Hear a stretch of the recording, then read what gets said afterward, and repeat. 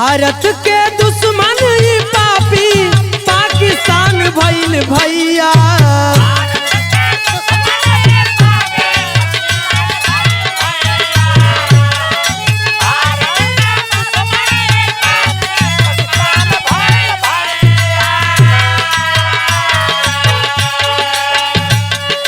भारत के दुश्मन ही पापी पाकिस्तान भइल भैया।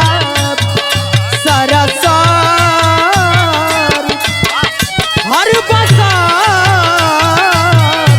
सरसार हर बसार करवार भैया।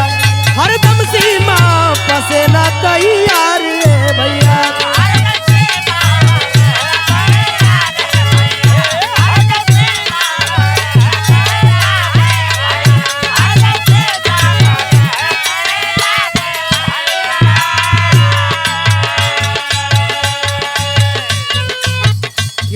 गुनाई रही जाला गुन गुन के।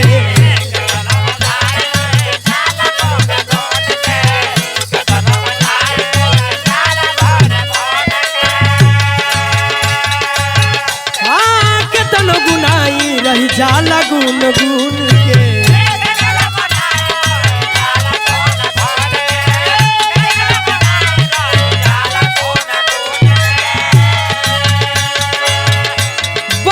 समझाई रही जाला सुन सुन के।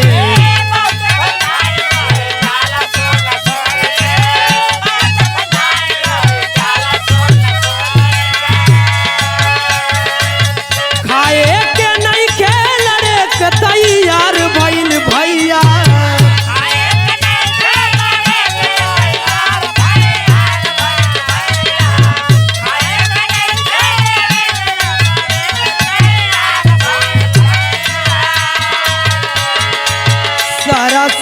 सरसार हर बसार सरसार हर बसार करवार भैया। हरदम सीमा पसेना तैयार भैया।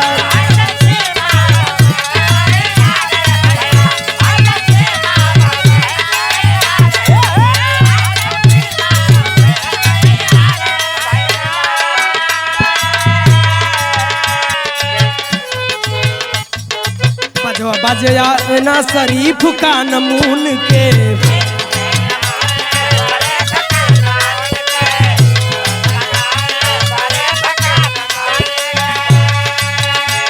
हाँ बजया ना शरीफ का नमून के।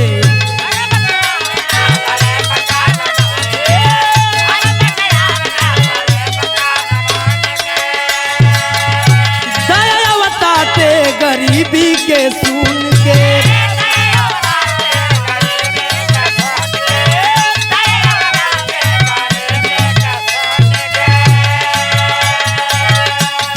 दिन दशा देखई में बिलखी बिलार भइल भैया। दिन दशा देखई में बिलखी बिलार भइल भैया। सरसार हर बसार सरसार हर बसार करवार भैया। हरदम सीमा पसेना तैयार भैया।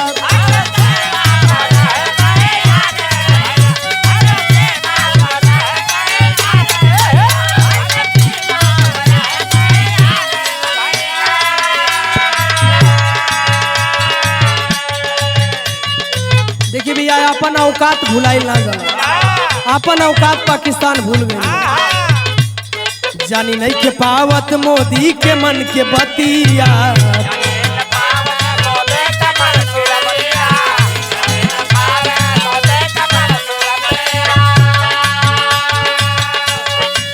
जानी नहीं के पावत मोदी के मन के बतिया।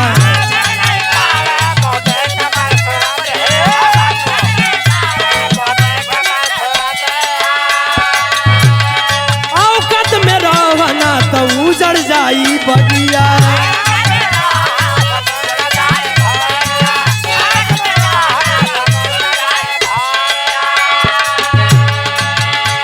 सुहाना सुतारी लड़े के तैयार भइल भैया।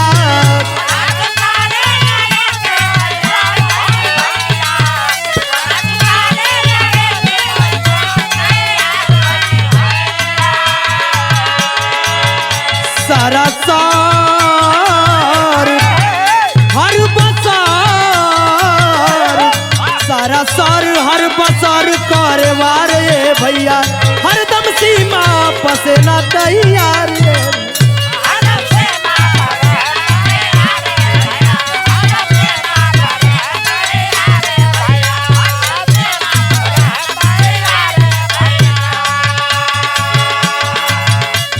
इतने ना भैया, जब अपने देश में इतना बढ़िया बढ़िया नेता रही लो, मोदी अमित शाह के रूह भगवान के,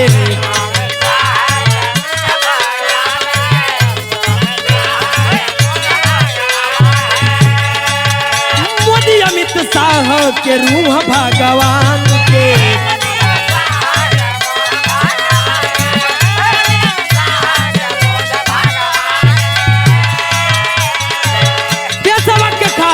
लुटाया दिए जान के।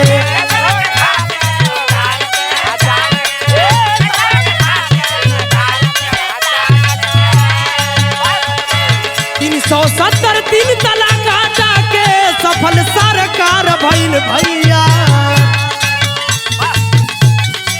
370 3 तलाक हटा के सफल सरकार भइल भैया। सारा हर बसार, सारा सार हर बसार कारवार ये भैया, हरदम सीमा पस